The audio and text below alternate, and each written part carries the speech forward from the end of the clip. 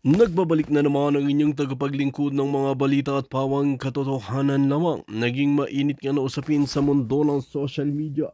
Talaga naman na nagsalita na nga ang nanay ng bata na ito na matagal nang nawawala na talagang kinuha nga ni Kuting ng Norte at kanyang kampo. Dito nga natin mapapatunayan na talagang wala na silang pinipili at talagang pinagtritripan. Ngayon nga ay kabilat kanan na ang mga nawawalang mga bata, nawawalang matatanda at kahit anong tao ay nawawala sa kapanahunan ni Kuting ng Norte. Dito nga natin mapapansin na talagang sangkot nga si Lisa Tanas at Kuting ng Norte na ito sa smuggle. Tangalong lalo ng mga tao. Dito nga natin makikita na talagang ginagamit na nila ang kanilang mga posisyon nang sa ganun ay makakulimbat ng limpak-limpak na salapi.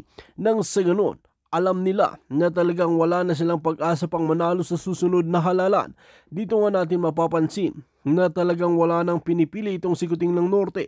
Wala nang kredibilidad dahil ang kagustuhan niya ay talagang maghari-harian sa bansang Pilipinas, magiging pulburon user, magiging krimen. Dito nga natin makikita na talagang wala nang pag-asa ang bansang Pilipinas kung ganitong klase ang namumuno sa atin. Dagdag nga ng maraming netizen na tila mas lalo kaming naghirap dahil nga sa kamay ni Kuting ng Norte, dahil sa kanyang pangako at sasabihin niya na talagang sinabi niya lang yun at hindi naman talaga matutupad dahil mahirap nga raw itong ipatupad.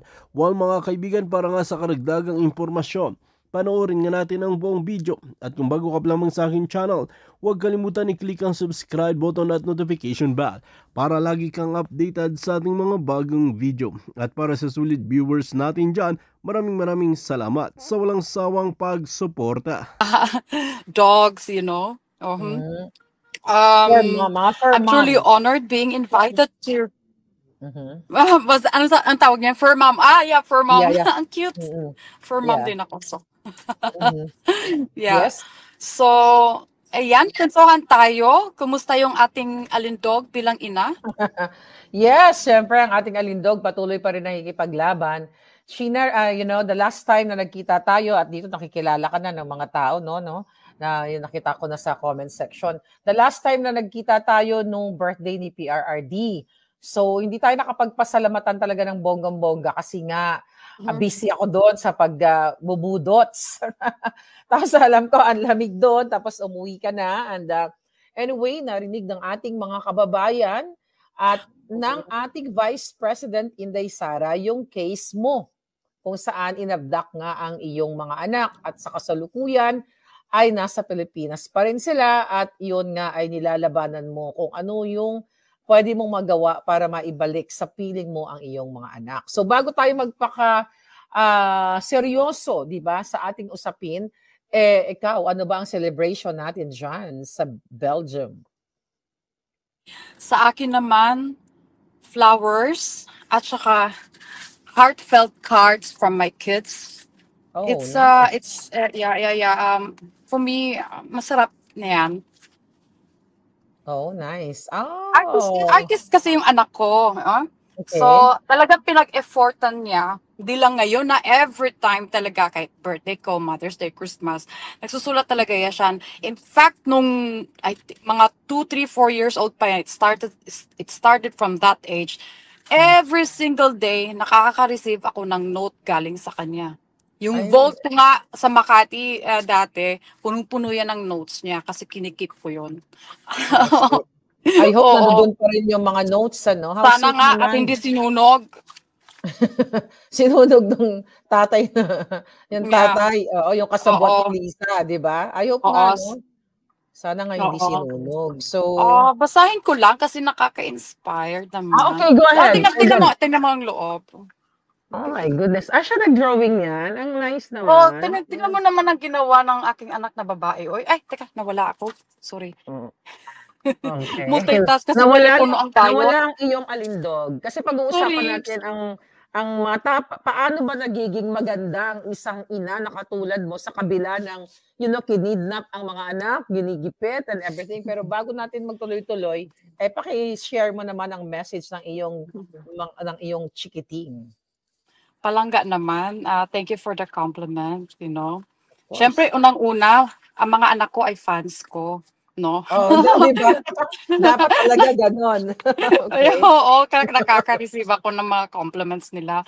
Mm. I'm flattered, nakakataba ng puso, nakakaiyak kasi despite, sa laban na 'to, you have the support of your children. Mhm. At sila din kasi mismo hindi sila nawawalan ng hope. The And fact the fact na witness nila kung paano, like yung children, yung dalawang kids mo with, nakasama mo, na witness nila kung paano talagang, forcibly na inagaw yung dalawa nilang kapatid sa piling mo bilang isang ina at sa kanila. yeah, Go ahead, Gina. kasi sila mismo pressured on my side kasi nga ini-expect nila na I will never give up. Yeah. My son reminded me, of course, mom, you will never give up. Yes, you Pressure, will yun never na. give But in a way, nakakataba ng puso kasi I have the support of my kids. Sure. And sila mismo, they know that they have all the freedom to speak, they have the freedom to choose, they have the freedom to express their thoughts, their opinions Mhm. without any judgment from me or from any other. I always remind them it is your right as a child Yeah. na iparating or i-express ang kanilang desire, ang kanilang isipan, and I am very open and proactive in that. Alam nila yan. So, and that they are happy and thankful that cool mom daw ako. Oh, Okay? 'di ba? Kailangan Oh, maging cool daw. mom tayo. Okay. Oh. So, bago mo basahin yung card ng iyong anak, dun sa kapapasok lang, bigyan lang natin sila ng konting background, no? Okay. Si Sheena po, siya yung yung tinawag kong distressed mother dahil nga siya ay biktima ng Marcos government na kung saan ginamit ang pang-aabuso sa kapangyarihan ng batas, nag-fabricate ng mga crimes, witnesses, and everything para ma-extract yung kanyang anak gamit, mga anak, actually, dalawa, gamit ang ISAF, ang AFP, pakikipagsabwatan ni Teddy Boy Locsin Jr., ang asawa ni Teddy Boy Locsin Jr. na si Maria Louie Barcelon, at marami pang iba, DOJ. So, dun po sa mga kapapasok lang, balikan nyo na lang yung vlog natin dahil ang haba na rin naman ng pinag-usapan namin dito. But ganun pa man, ito ay kumustahan lang bilang isang ina. And naisip ko na ikaw talaga yung imbitahin ko dahil ikaw yung pinaka, tama siguro na magpakita ng strength o lakas sa mga mothers na inaapi. 'Di ba? Pero sa kabila ng pang-aapi ng gobyernong Marcos at yun ang mga kasabwat niya, especially yung father ng mga anak mo na nakipagsabwatan, yung alindog mo hindi matatawaran. O, 'di ba?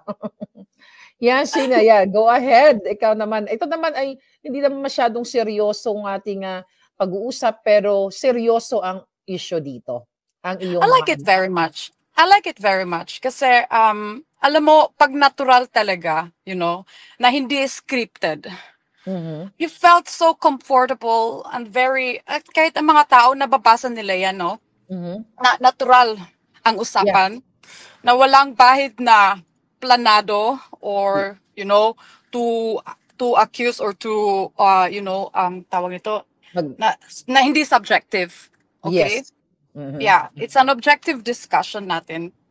No, bilang ina, bilang human, bilang Being. tao, Mhm. bilang Pino, yes. Mhm. So, yeah, I am honored. Ikwento ko a little bit Yeah. kung ano man ng ating pag-uusapan ng Oo. aking experience bilang Kwento mo lang anak, kasi ina. last time medyo nahirapan sila kaya nagbisaya man taday. So Oo ngayon nga kwento mo eh. brief lang yung Yeah, summary in Tagalog or in English or kung saan ka komportable. Go ahead. Taglish. Pasensya na Taglish na po lang. kasi honest naman ako, no, kasi hindi talaga ako fluent pag Tagalog, yes. Kasi unang-una, matagal na akong nawala sa Pilipinas. So, every single day, ang nakakausap ko, puros English, English, English talaga. Kahit yung mga anak ko, English kami sa bahay. Ang Okay, Bisaya. Mm. Bisaya konti sa mga anak ko. No? Pero mainly, pag may kausap akong taga-Pilipinas, Bisaya. Bisaya di Okay, ay hindi Bisaya. Tagalog. Oo. Okay? Okay, go Hindi ahead. Tagalog. So, yeah, Ako po ay ang nangyari sa akin bilang ina, it started from nung ako ay bata pa. Mhm. Okay? I grow up at lumaki akong I witnessed a certain violence at home. Ah, Violence at kasi home. yung Mhm. yeah, kasi ang papa ko um at the time kasi he was lasinggero, Mhm. um gambler, kaya gambler. ah ang gamble niya ay yung parang manok derby, Sabong, derby. sabong. Sabong, Sabong oo, 'yan. yan, sabong. Sabong. Yes. I believe a person talaga, pag mayroon talagang bisyo, relatives lang yan yung being violent ka, you know. I grew up with that, seeing my mom, hindi lang ako, of course, the rest of my siblings. Tatlo kasi kami magkakapatid. I'm a middle child. Mhm. I grew up with it, we grew up with it, witnessing my mom has been beaten up multiple times. We grew up with Okay. it hanggang naging adult na nga ako you know. Oo, oo. Um, yeah, so I've been telling my mom na, Mom, ba't ayaw mong hiwalayan si Papa? Sabi ko. And then, excuse me lang. Bye-bye. See you later. Yeah. Sabi ko, bakit mo ayaw hiwalayan si Papa? Kasi to save you, you know, from being Mhm. mentally, psychologically, and physically abused. Sabi niya, why do you want a broken family? Sabi niya Mhm. sa akin yan. Sabi ko, Ma, we're already broken. Sabi ko, Mhm. the moment na si Papa pinapasakitan ka in front of us, it's already broken. There's nothing like a Yeah. family acting and giving such, you know, actions to the wife and to the children who were witnessing it. Alam mo, hindi lang ako ang may gantong case. Kasi it's kind of common. Ay, nawala ka. No, Okay. I'm still here. Kasi I'm listening. I think it's common society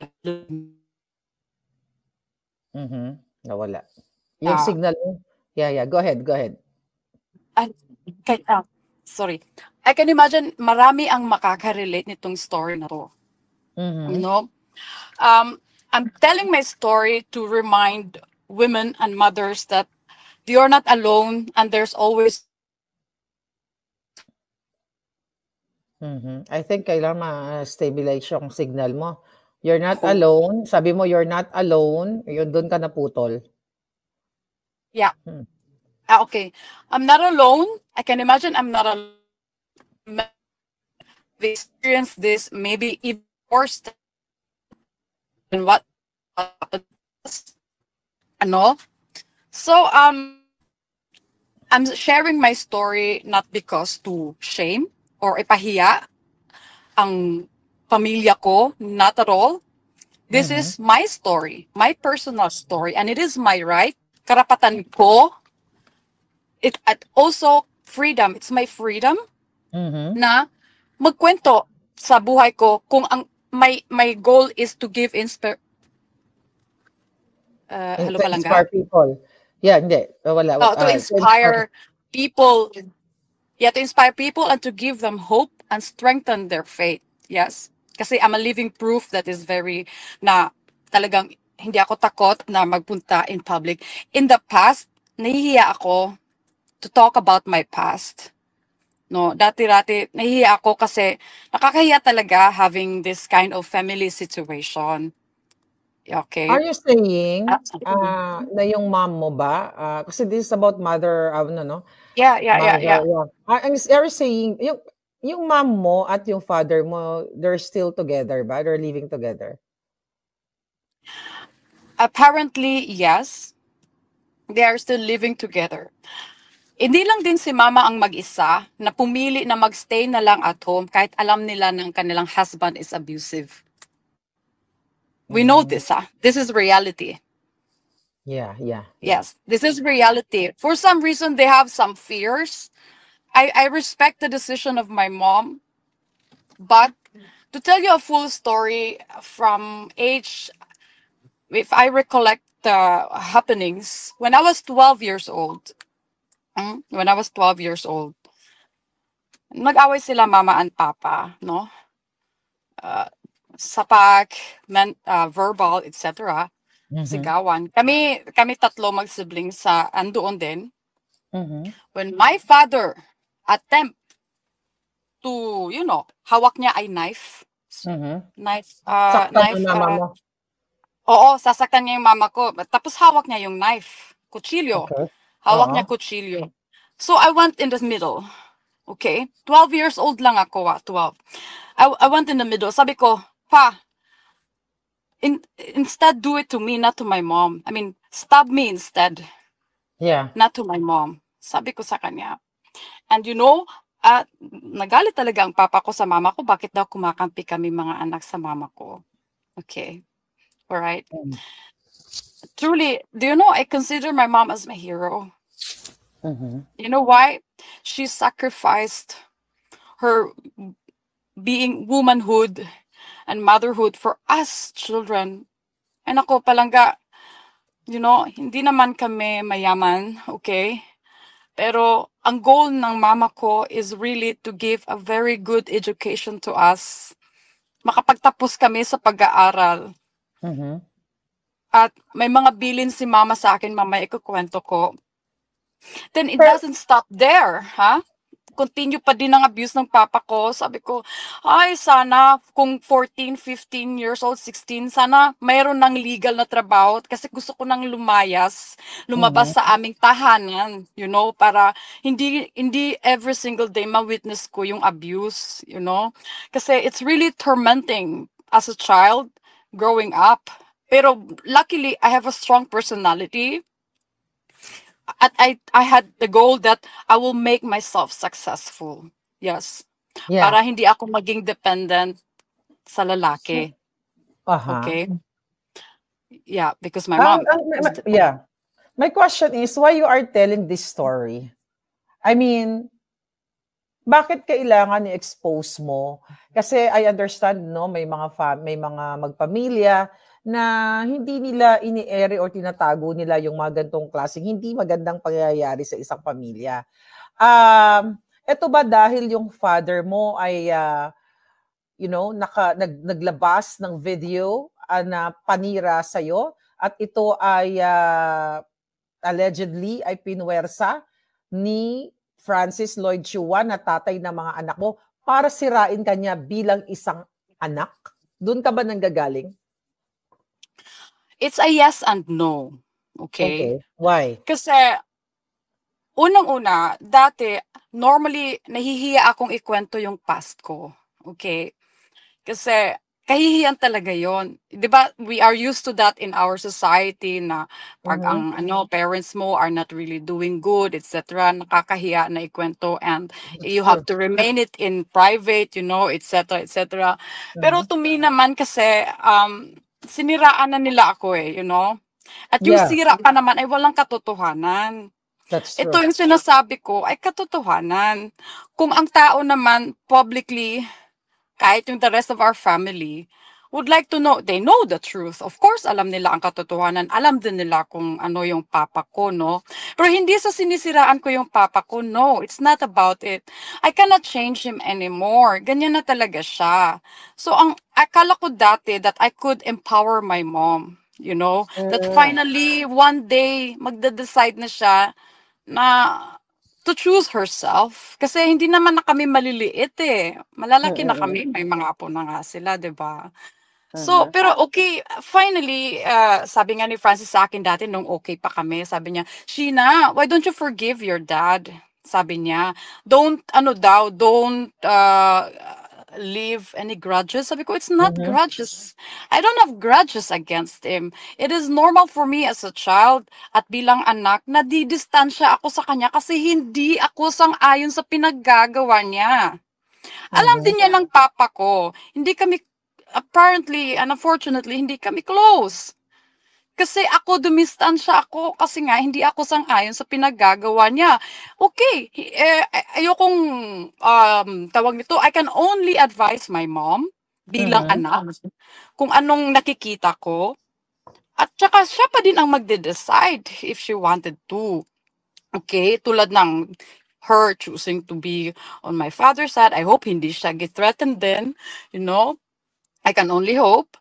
And at alam din to ng alam ko at the beginning siguro kaya si Papa nag-side kay Francis kasi nga alam ni Francis din ang ginawa ni Papa. Baka yun ang ginawa nilang threat sa kanya.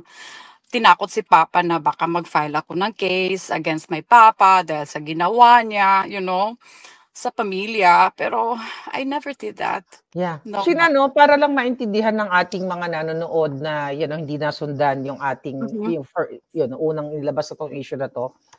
So, ang father mo ba ay nag-witness sa mga kaso mo laban sa iyo or siya ba talaga ay witness? Nakita ba niya yung paghihirap mo, yung dwelling ninyo ni Francis or any situation na witness niya with regards dito sa family dwelling o partnership niyo ni Francis? Unang-una palangga, I will tell you something. Even my father is not perfect, no? I know that he is so proud of me. Kahit na ako yung medyo talagang lumalaban, no? Warrior? Mhm. Warrior. Alam ko na proud siya sa akin. I remember clearly. Kahit na nga, okay, kwento ko na rin when I was 18, ano? Mhm. Um, 18 na ako, palangga. Nag-away sila ni mama at papa. Sinuntok niya kasi sa tiyan si mama. Okay. Nakita ko yon, sinuntok niya, sinuntok ko din siya. Pero alam mo, Sinuntok mo siya pabalik. oo, Okay. sinuntok ko siya. Can you imagine? Kababae ko, 18 years old. Sinuntok ko talaga siya kasi nga, to defend my mom. You know? Pero alam mo, pero gigrab niya yung buhok ko, etc. You know? Pero Uh-huh. syempre, anak pa din ako kahit papaano, right? Alam mo Oo. ang nangyari? You know, alam mo, pag ikaw ay victim or traumatized, instead na I would feel grief, etc., I felt guilty na ginawa ko yun sa papa ko. Siyempre, papa mo pa rin yun, pero yun ay Mm-mm. emotion mo dahil na-witness mo yung abusive behavior niya. Yes, yes. Syempre kami mga anak din received also a lot of you know, yeah, we were still younger at that time. Sabi ko talaga sa isip ko, sabi ko hindi talaga ako mag-aasawa. Kasi kasi nga Oo. yung mama ko, 'di ba, na witness ko. So Yeah. sabi ko kay mom, sabi ni mama, Shina, pagbutihin mo yung pag-aaral mo. Nire-remind din ako ni papa, sa Shina, pagbutihin mo yung pag-aaral mo sa university, makatapos ka, happy na kami. Yun ang sabi ni papa sa akin. Sabi ko sa kanya, okay, mag-deal tayo. Sabi ko. The moment I graduated in my university, promise me, hindi niyo pakikialaman ang aking decision. Mhm. I will honor your advices and your recommendations, suggestions. I will listen to it and I will analyze about it. I'm over it, but ako pa din ang end decision. Sabi ko sa Mhm. kanila. Kasi ako ang haharap whatever circumstances, whatever the results is. And I promise you, hindi ko kayo aagrabyaduhin. Yun ang sinabi ko sa parents ko at the time. No? Mhm. University pa lang ako noon. But then, can I make kwento? Okay, go ahead. Okay, hindi Mother's Day naman, naman to eh. Yeah, go okay, ahead. ako naman, hindi naman, normally mahihiya ako, pero no, hindi na. Sabi Hindi ko, na. katotohanan naman to eh. Sabi ko, alam mo, when my firstborn child, hindi naman anak ni Francis yan, ano. Okay. Oo. I would like to announce this in public as well for this purpose. My eldest son is not the son of Francis. Because mga kalaban ni Francis, nagdi-death threats sa kanya, thought that that the eldest child of Francis is Sean. Mhm. Which is And that not. going back to that, Francis used, when I was really so worried about the death threats, I confronted him about it, no? Nung at that time, nagde-decide kami kung saan kaming country kukuha ng citizenship. Okay? That Mhm. was back in 2019. Sabi ko sa kanya, Francis, I remember so clearly that was madaling araw. nag-drive ako kasi at the time nakatira na ako sa Parañaque and he is still living in San Isidro, Makati. Okay? No? Parang warehouse. Yun ang una Okay. naming bahay nung nag-move kami sa Manila from Cebu, di ba? But Mhm. anyway, sabi ko, Francis, i-work out na natin yung citizenship kasi natatakot na talaga ako. Sabi niya, ba't ayaw mong tawagin ng tatay ng eldest child mo? Alam mo, Mhm. doon ako naka-realize. Sabi ko, oh my God, shit. Sabi ko, are you this confident? Because akala na makalaban mo that your firstborn child is Sean? Talaga, umiyak talaga ako ng todo. Sabi ko, how dare you? I mean, sabi ko talaga sa'yo, how come you ever thought about this? Oh my God, kasi we never announced it in public na hindi niya anak yung firstborn child. Okay? Mhm. So, Yes. di ba? Ganun naman yan sa Chinese, di ba? Mhm, mhm. Honor to them. It's very important to them to have a firstborn child, lalo na pag lalaki. Di ba? Yeah. Importante sa Chinese yan. Mhm. So, syempre, kung may kalaban ka, titirahin nila ang anak, hindi ikaw, di ba? Yeah. So babalikan natin yung mga death threats nyo kasi yun nga para sa kapakanan ng ating mga manonood. So ito pong death threats na sinasabi ni Sheena, ito yung mga kalaban ni Francis sa mga negosyo, agrabyado, kasi Yes, yes. Francis Lloyd Chua, yung partner niya na para kasi may mga nagtatanong ano ba nangyayari dito sa pinag-uusapan natin. Kasi yung sinasabi po namin na si Francis Lloyd Chua, siya po ay business partner ni Lisa Tanas at ni Marcos at ngayon ay mga malaking kontratang nakukuha sa Marcos administration. At kaibigan ni Lisa na nag-facilitate po para i-abduct o para i-extract ang anak ni Sheena mula sa Istanbul, Turkey, pabalik sa Pilipinas. Ginamit ang kapangyarihan, pang-aabuso ng government. So kaya sinasabi niya yung istorya niya para mas maintindihan niyo kung saan siya nanggagaling. So, yeah, going back dito sa death threat dahil parang wala siyang pakialam dahil hindi niya anak yung panganay mo. I mean yung firstborn child mo. So parang doon mo na realize na talagang itong taong ito na partner mo na tinuturing mo, syempre